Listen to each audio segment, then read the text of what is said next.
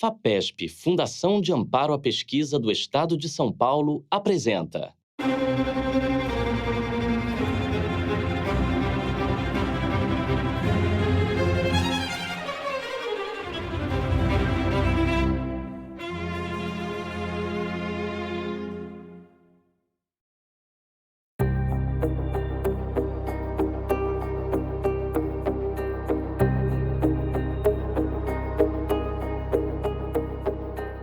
Mesmo após a transição democrática, os níveis de violência na sociedade brasileira são ainda muito alarmantes e algo precisa ser feito para resolver este dilema e este problema.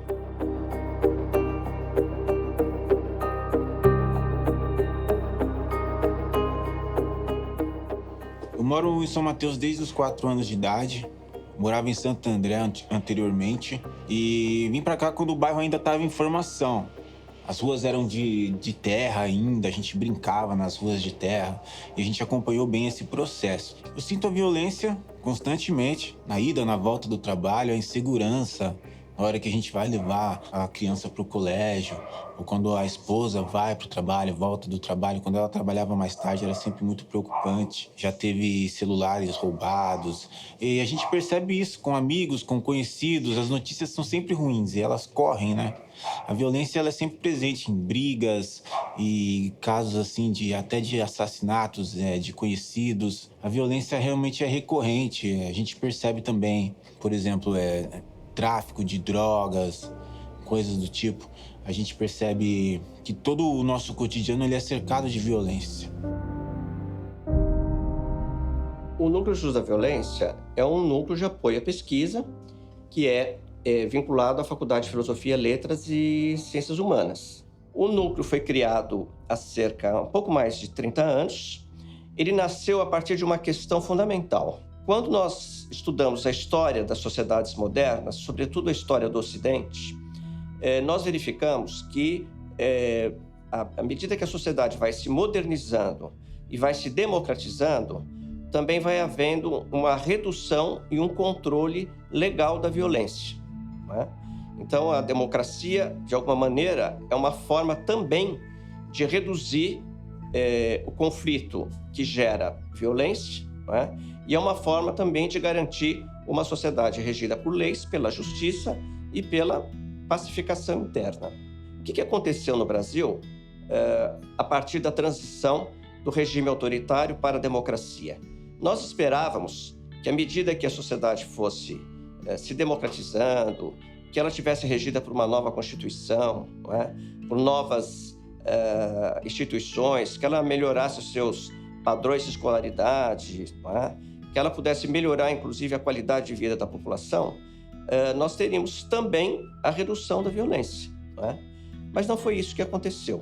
Então, o Núcleo SUS da Violência nasceu com essa preocupação. Por que aqui no Brasil nós não reproduzimos um certo tipo de experiência que é justamente de você associar democracia, direitos humanos e contenção legal da violência?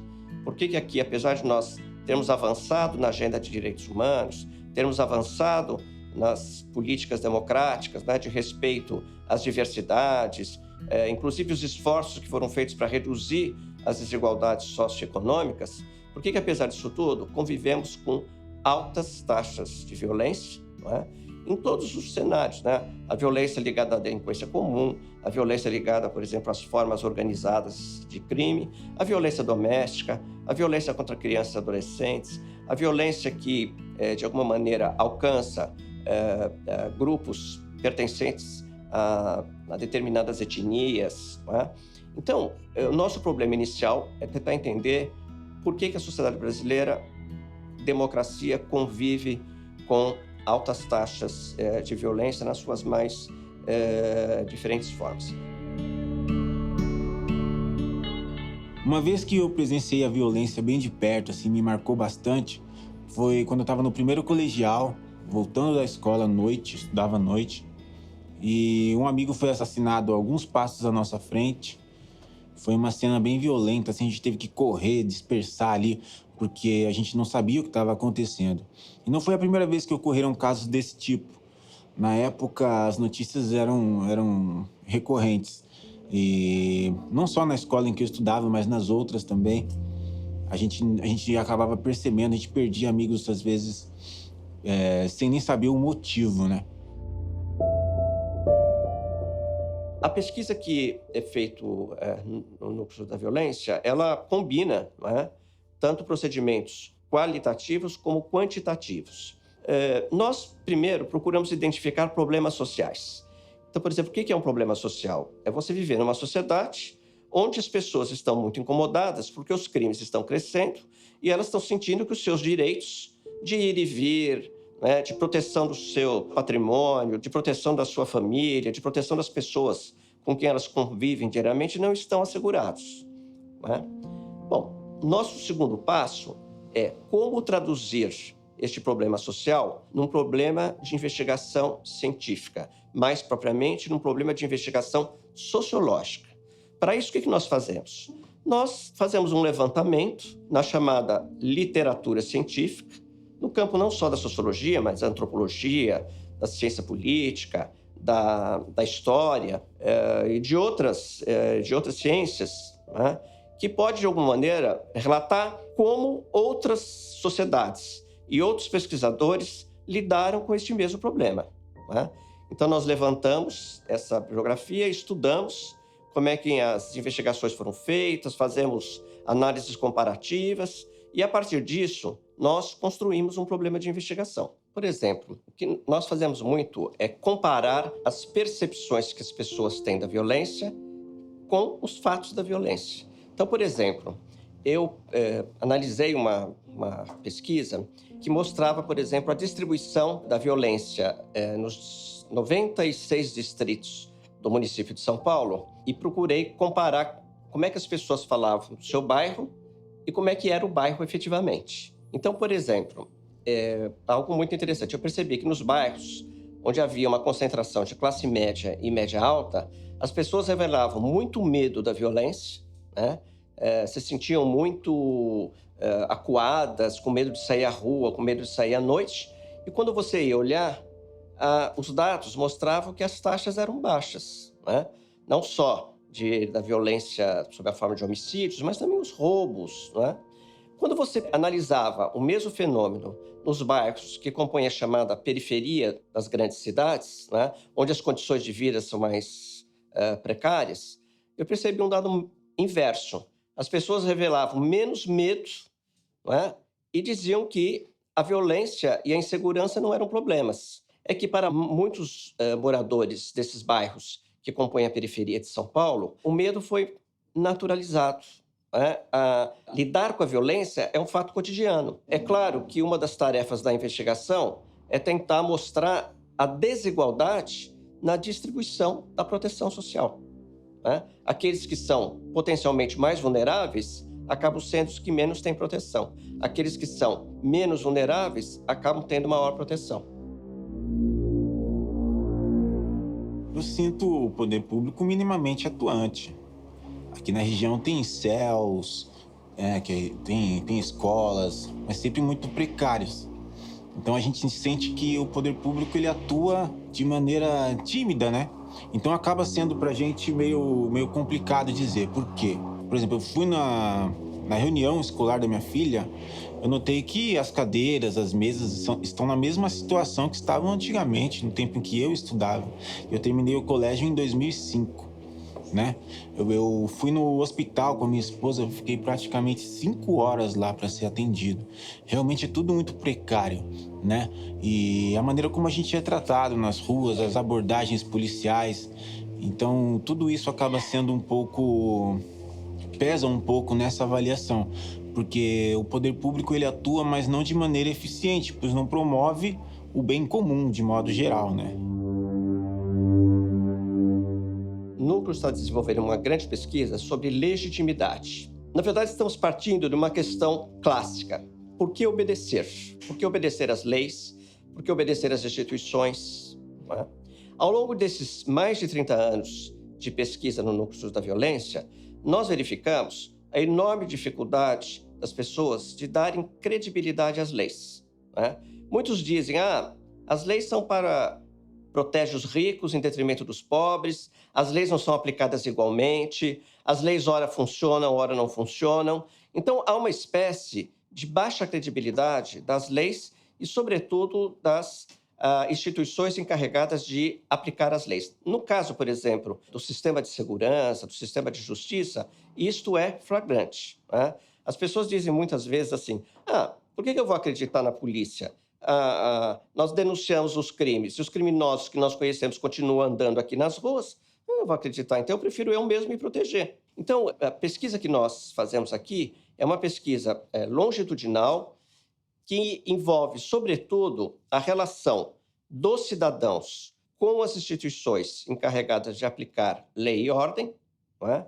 Então, polícia civil, polícia militar, juízes, as instituições encarregadas de aplicar as leis. A relação dos cidadãos com essas instituições ou com as leis e como essas instituições e esses profissionais respondem à demanda da população. Nós queremos saber em que se funda a obediência e por que, em muitas situações, os indivíduos se sentem mais inclinados a desobedecer e não reconhecer as leis do que a reconhecer. Quer dizer, um estudo dessa natureza aponta para processos de mudança social de médio e longo prazo. E todos nós sabemos que, socialmente, nós podemos, através de planejamento, através de tecnologias sociais, através de mudanças sociais, nós podemos transformar a realidade. A FAPESP tem sido essencial para o desenvolvimento de um projeto como o do CEPID. Por quê? Porque esses são projetos de grande envergadura, são projetos que não são de curta duração. Então, por exemplo, um projeto longitudinal que trabalha durante, vamos dizer, 10 anos, ele precisa acompanhar mesmo a população ao longo desse tempo. Para isso, eu preciso ter um financiamento que garanta a minha equipe de pesquisa ao longo do tempo. Então, este investimento de médio para longo prazo é fundamental, porque senão uma instituição desta não subsiste, principalmente nos seus momentos iniciais, né? Então, a FAPESP é fundamental. O fato de as comunidades serem atreladas à violência, serem conhecidas somente pela violência, chega a ser triste, né? É complicado, porque a gente que vive aqui, a gente percebe que as periferias, elas são geradoras de cultura, né? Essa questão da violência, ela pode ser mais bem tratada, ela pode melhorar a partir do momento em que o cidadão se sentir mais incluso, né? Que as pessoas se sentirem mais conhecedoras de todos os assuntos, que as pessoas não sejam levadas ao limite do estresse, porque às vezes as pessoas não veem outra saída a não ser a saída violenta, né? Então, quando a pessoa é tratada com violência, ela acaba reagindo com violência também. Na medida que você transmite, né, resultados de pesquisa sobre como é que a violência está se evoluindo, como é que diferentes regiões do país vão sendo, vamos dizer assim, vão se comportando em relação ao crescimento dos crimes ou à redução dos crimes, tudo isso, de alguma maneira, é um instrumento importante para o cidadão poder exigir das autoridades maior eficiência das instituições, políticas mais eficientes, né? Exigir que os nossos alunos, nos diferentes níveis de escolaridade, né, da escola básica, a escola média, depois o ensino universitário, seja um ensino de qualidade para formar pessoas e profissionais capazes de contribuir para o aumento da riqueza social, para o aumento do desenvolvimento, para a melhor convivência entre as pessoas, né? Então, o papel de um centro como o Núcleo não é simplesmente produzir conhecimento, mas é também, colaborar para a mudança na vontade política, colaborar para a formulação de políticas públicas mais condizentes com as tarefas e os desafios da democracia, não é? E também uma tarefa extremamente importante de formar os formadores, né? Nós achamos que trazer os professores para próximo das nossas atividades, né? Dar-lhes instrumentos para que eles possam responder às perguntas, para que eles possam agir, muitas vezes, em ambientes com altas taxas de violência, é uma tarefa fundamental que nós temos nos ocupado aqui no no Núcleo de Estudos da Violência.